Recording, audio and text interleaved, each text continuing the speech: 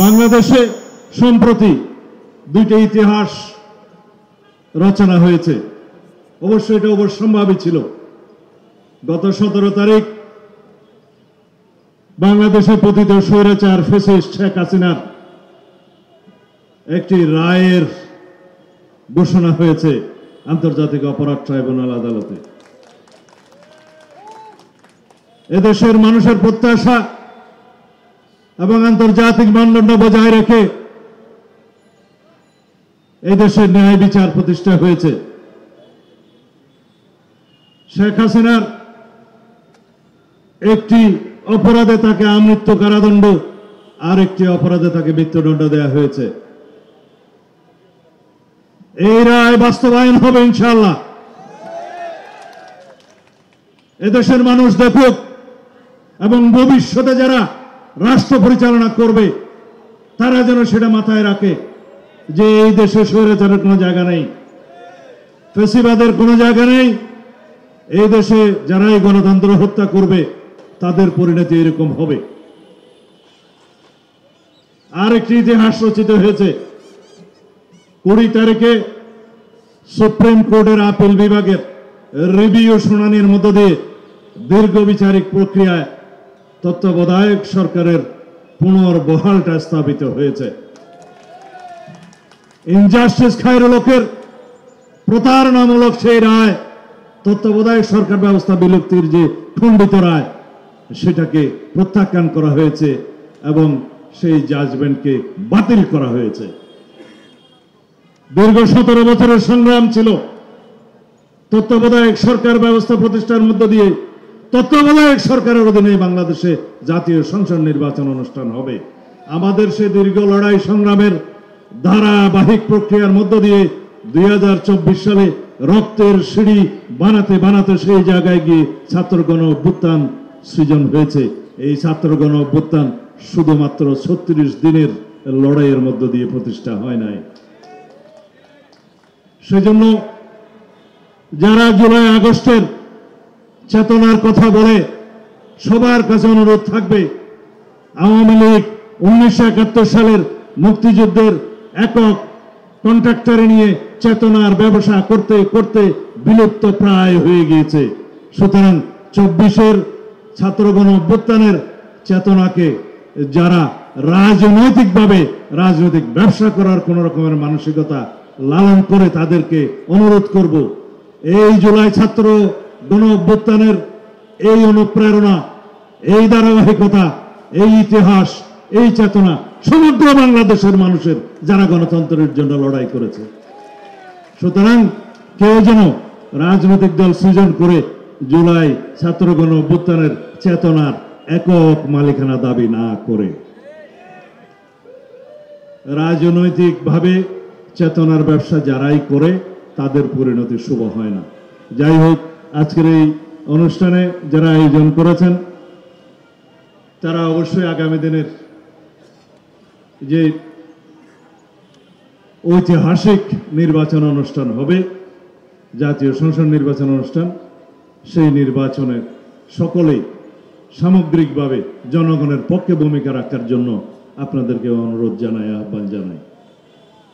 বাংলাদেশ এখন ন্যায় বিচারের মহাসড়কে উঠে গিয়েছে, নির্বাচনের মহাসড়কে চলা শুরু করেছে।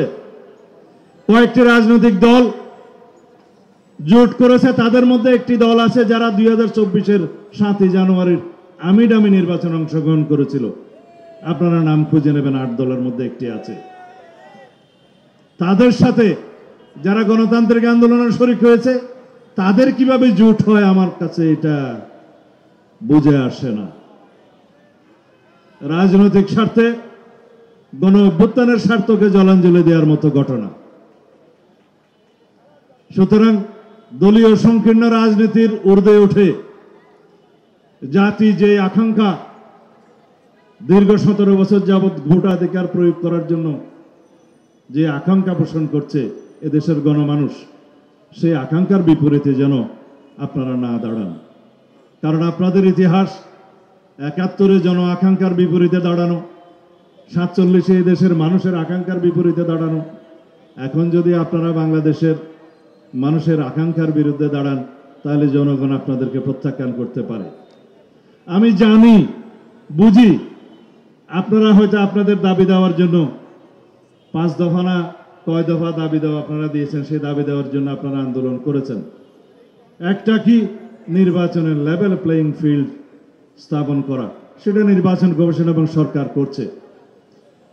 আরেকটা ছিল বিচার যেন দৃশ্যমান হয়। বিচার যথেষ্ট দৃশ্যমান হয়েছে, বিচার চলবে। এটা দীর্ঘ ধারাবাহিক প্রক্রিয়া, বিচারে কোনো সময় রেখা নির্ধারণ করে দেয়া যায় না, তাহলে অবিচার হয়। স্বাধীন বিচার ব্যবস্থা বিচার নিশ্চিত করবে ফ্যাসিস্ট শেখ হাসিনা সহ তার দোসর আওয়ামী লীগ বাদশালীদের যারা মানবতা বিরোধী অপরাধ এবং গণহত্যার দায়ে জড়িত, এর বাইরেও যারা যারা এই সমস্ত অপরাধের সাথে সংশ্লিষ্ট সকলের বিরুদ্ধে। তারপরে কি নির্বাচন অনুষ্ঠান করা। নির্বাচনের তফসিল তো আগামী সপ্তাহে অথবা 2 সপ্তাহ পরে ঘোষণা হতে পারে শুনেছি। এরপরে আপনাদের দাবি শুনেছি পিআর নামে আপনারা জিকির করছেন। তো বাংলাদেশের মানুষ, একটা জরিপে দেখা গিয়েছে 70% মানুষ তাদের ভাষায় পিআর নাকি চায়। আরেকটা নিরপেক্ষ জরিপে দেখা গিয়েছে 56% মানুষ পিআর কি জিনিস বুঝে না। তাহলে আপনাদের এই 70% মানুষ কি এর মধ্যে নাই? বিভ্রান্তিমূলক কোন জরিপ নিয়ে বাংলাদেশের মানুষকে বিভ্রান্ত করা ঠিক হবে না। হ্যাঁ, আন্দোলন থেকে রাতারাতি সরে আসা একটু লজ্জা শরমের ব্যাপার আছে, কিন্তু জাতীয় রাজনীতিতে কৌশলে জনদাবির সাথে একাত্মতা পোষণ করা অত্যন্ত জরুরি। সেটা আমি জামাত ইসলামের ভাইদেরকে অনুরোধ জানাবো, জনদাবির সাথে একাত্মতা পোষণ করে নির্বাচনের মাঠে দাঁড়ান। আপনারা যখন আন্দোলনের ঘোষণা দিয়ে যমুনার সামনে অবস্থান দেওয়ার ঘোষণা দিয়ে যমুনা থেকে সরে এসে এখন গঙ্গার কিনারে দাঁড়িয়েছেন, আশা করি আপনারা ভবিষ্যতে জনগণের ময়দানে, নির্বাচনের ময়দানে অতি শিগগির আপনারা অবতরণ হবেন এবং যে সমস্ত দাবি দেওয়া আপনাদের ছিল তার পক্ষে যদি জনগণ মতামত দেয়, সেই হিসাবে আপনারা ব্যবস্থা নিতে পারবেন। আশা করি আগামী জাতীয় সংসদ নির্বাচনে বাংলাদেশের মানুষ গণতন্ত্রের পক্ষে ভোট দিবে। আর বাংলাদেশ জাতীয়তাবাদী দল বিএনপির অপর নাম হচ্ছে গণতন্ত্র। বাংলাদেশ জাতীয়তাবাদী দল বিএনপির অপর নাম হচ্ছে শহীদ জিয়ার রাষ্ট্রপতির সৃষ্টি করা বহুদলীয় গণতন্ত্র। বাংলাদেশ নামক এই রাষ্ট্রটি যে সূচনা শহীদ রাষ্ট্রপতি জিয়াউর রহমানের কণ্ঠস্বরের মধ্য দিয়ে হয়েছে, ইনশাআল্লাহ তার উত্তরসূরি, সুযোগ্য উত্তরসূরি দেশনেত্রী বেগম খালেদা জিয়ার সুযোগ্য উত্তরসূরি বাংলাদেশের এই গণতান্ত্রিক আন্দোলনের সর্বোচ্চ নেতৃত্ব, ফেসিবাদ বিরোধী গণতান্ত্রিক আন্দোলনের চূড়ান্ত পর্যায়ে যার সিদ্ধান্তে এই দেশ ফেসিবাদ মুক্ত হয়েছে, জনাব তারেক রহমানের হাত ধরেই এই দেশ উন্নতির, প্রগতির, উন্নয়নের চরম শিখরে ইনশাআল্লাহ উন্নীত হবে। আমরা সেই দিন দেখার অপেক্ষায়।